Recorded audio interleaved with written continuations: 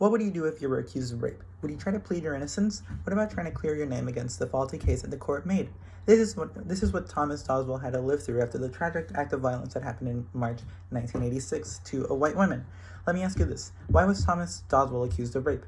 Because of solid evidence that the prosecutors has that proved he raped the victim? No, it's because it all points back to a simple picture that was shown to the victim that made Doswell look more suspicious than the other people in the lineup. I believe that the evidence that has been shown in the court so far is not sufficient enough to convict Doswell due to the fact that the prosecutors does not have any solid proof that makes Doswell guilty, and the proof that there have been many discrepancies. On a day in March 1986, the victim was cornered by a black assailant in a cafeteria in the hospital. This assailant threatened to kill her and forcibly raped her. A short while later, after a coworker came into the cafeteria and chased the victim, no evidence was found that linked anyone to the crime. The victim was later sent to analyze photos to try to find her assailant in a photographic lineup.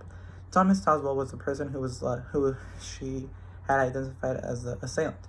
Thomas Doswell's picture had been marked in the lineup. The reason it was important was because it was marked with an R. That meant that she had been previously charged with rape. This was the choice that the victim took from the photographic lineup bias since it initially stood out to them.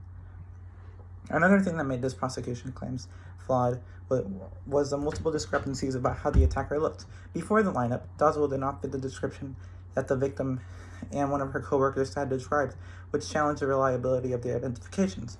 With the current information that I have looked at, I have a speculation of what happened on that day. My theory is that Doswell was most likely mixed up for being the perpetrator due to the fact that he was the only person with a marked picture, which made it look suspicious to anyone, including the victim. Adding on to what has been previously stated, Doswell also didn't fit the initial description of the perpetrator, making it harder to believe that it was chosen because of his appearance. So he was most likely selected due to the unique letter beside his name.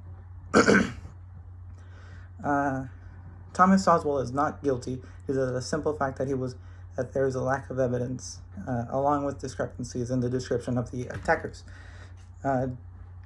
Don't let